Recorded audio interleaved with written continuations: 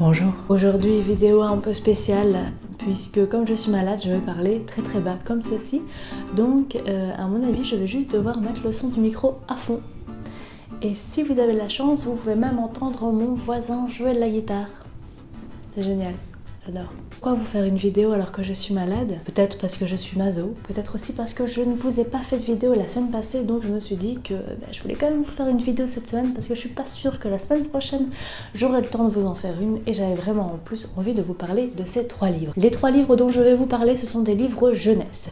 Si vous me suivez sur ma chaîne depuis un moment, vous vous rendez peut-être compte que je lis de plus en plus de jeunesse. Et bien en fait, je me suis rendu compte que c'est ce qui allait vraiment me rapporter de l'argent, donc c'est pour ça que je le fais.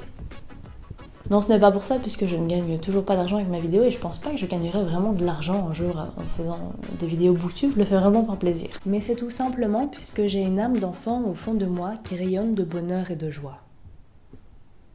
C'est plutôt parce que j'ai commencé à lire des livres jeunesse quand j'ai commencé à travailler en librairie puisque en fait il y avait pas mal de services presse, donc de livres gratuits que je pouvais lire. J'ai commencé à lire et je me suis rendu compte qu'il y avait quand même certains livres qui étaient vraiment bien faits. Mais c'est en fait ce que j'adore faire, c'est conseiller. Quand je sais pas, il y a un enfant de 8-9 ans ou même jusqu'à 15 ans qui me demande des conseils, je trouve ça vraiment très épanouissant pour moi et pour lui, j'espère aussi de le conseiller, de lui donner des livres qu'il aura envie de lire, dans lesquels il sera pris, parce que je pense que c'est à cet âge-là qu'on va vraiment prendre la passion de la lecture, entre guillemets. Les livres qu'on va lire quand on est plus jeune, ils vont énormément nous marquer. Par exemple, si vous avez lu les livres Harry Potter à 9-10 ans, ça vous a énormément marqué, vous étiez vraiment dans la magie du livre. Moi, je les ai lus à 30 ans, ils m'ont marqué, j'ai trouvé ça vraiment chouette, mais pas autant que si je les avais lus à 9-10 ans. Et d'ailleurs justement pour le fait que j'adore conseiller les enfants et les ados au sujet de leur lecture, je suis bien contente finalement de ne pas être un homme. Pourquoi? Parce que je me vois mal dire aux parents donc oui j'ai conseillé votre fille, oui, mais si vous voulez je peux aussi vous conseiller en littérature érotique. What? Je pense qu'en tant qu'homme ça passerait moins bien. Puisqu'on peut aimer la littérature jeunesse en tant qu'adulte et aussi la littérature érotique sans être complètement déglingué dans sa tête. Et donc, toute cette introduction pour vous parler donc de 3 livres. 3 livres qui vont suivre, qui vont arriver là. Premier livre dont j'avais envie de vous parler, c'est Le Voyage de Fulmire de Thomas Lavacheri aux éditions École des loisirs. Ici, on est clairement dans un livre qui pourrait être comparé au Seigneur des Anneaux, mais pour les enfants. Bien évidemment, tout est adapté aux enfants et on n'y parle que de nains. C'est vrai que du coup, la comparaison est peut-être pas très judicieuse, mais si quand même un petit peu.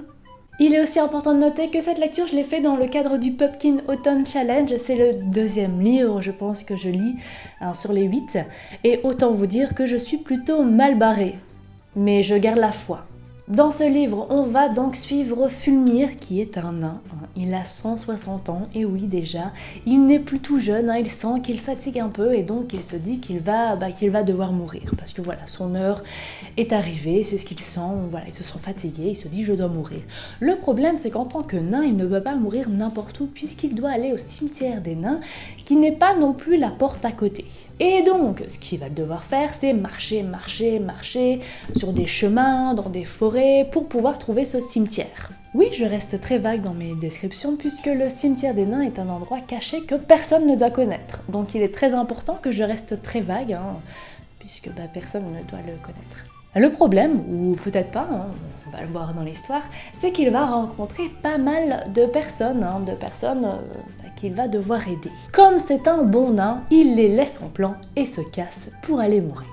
Non, bien évidemment, c'est pas comme ça que ça se passe, il va les aider et parfois il va se mettre lui-même un peu dans des situations un peu cocasses et ça va pas lui faciliter la tâche. Évidemment, il y a une morale à la fin, c'est très beau, c'est parfois quand même un peu violent, donc cette lecture est destinée aux enfants à partir de 10 ans. Parfois je me dis, oula, la vieille en moi se dit qu'il y a quand même un peu de violence pour un enfant de 10 ans.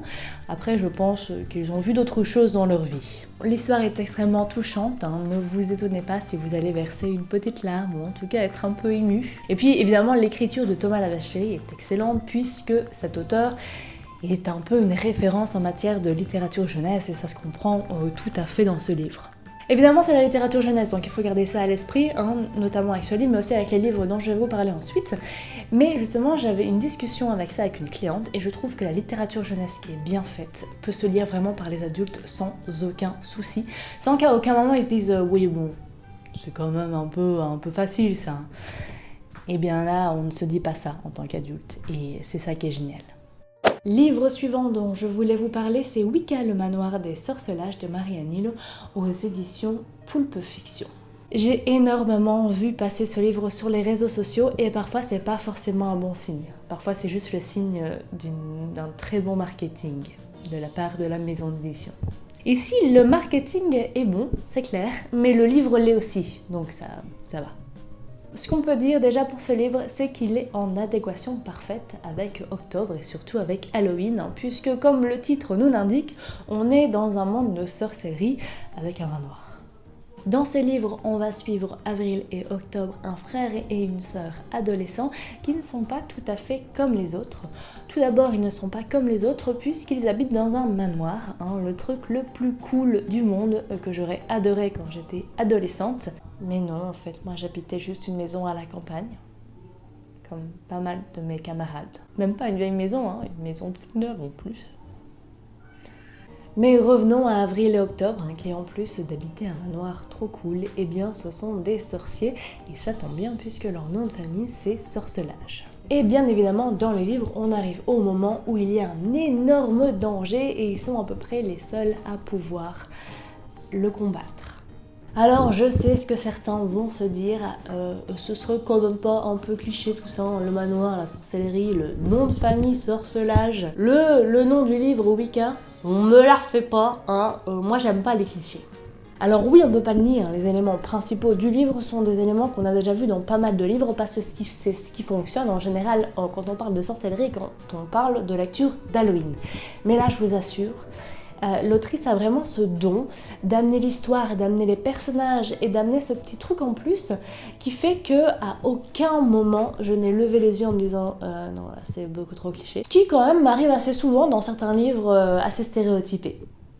Dernier livre dont je vais vous parler, c'est Fingus Malister d'Ariel Holz aux éditions Rajo. Ce livre, je ne l'ai pas avec moi tout simplement parce qu'en fait, je suis complètement en train de vous arnaquer puisque je n'ai pas lu ce livre. Par contre, il est sur ma pile de livres à acheter au boulot. Parce que oui, j'ai une pile de livres à lire, une pile de livres à acheter aussi au boulot. Et en fait, ce livre, j'aime tellement l'auteur, j'aime tellement Ariel Holz, j'avais tellement adoré son humour noir dans Les Sœurs Carmine, adoré sa façon d'écrire, évidemment ses jeunesses aussi, mais c'est tellement excellent. Et donc c'est pour ça que je vous en parle, parce que je suis absolument persuadée que je vais adorer ce livre. Et d'ailleurs si c'est pas le cas, je m'engage à me fouetter 50 fois si je n'aime pas ce livre après la lecture, alors que je vous l'ai encensé ici dans cette vidéo. Donc c'est pour vous dire à quel point j'y crois, ou à quel point j'ai envie de me fouetter. Ça, on saura par la suite. Dans ce livre, on va suivre Fingus Malister qui est un apprenti seigneur maléfique et il a absolument envie d'éblouir les jurés de sa future école de magie, puisqu'il doit passer un concours, je suppose. Et en fait, pour cela, il n'a pas le choix. Il doit demander de l'aide à une sorcière apparemment beaucoup plus têtue que lui. C'est tout ce que je sais sur le livre et franchement, j'ai pas envie d'en savoir plus, parce que moins j'en sais sur un livre, plus je l'apprécie. Cette vidéo est maintenant terminée, j'espère qu'elle vous aura plu. Si c'est le cas, n'hésitez pas à la liker. Justement, sur le fait que ça fait maintenant 1 an que je suis devenue libraire, que je me suis plus intéressée à la littérature jeunesse et tout ça. J'aimerais bien vous en parler dans une vidéo, mais je sais pas si ça vous intéresse en fait, sur le fait de comment je suis devenue libraire, comment j'ai vécu les premiers mois, tout ça, qu'est-ce que ça fait finalement, l'organisation et tout ça. Est-ce que ça a changé peut-être dans ma chaîne aussi, ou voilà, un peu en général. Donc dites-moi si ça vous intéresse en commentaire et dites-moi aussi si ça vous intéresse pas. Ça, je ne me vexerai absolument pas si c'est le cas, je veux juste que vous soyez honnête. Je vous laisse ici, je vous souhaite une excellente journée, une excellente semaine et je vous dis à la semaine prochaine. Ciao.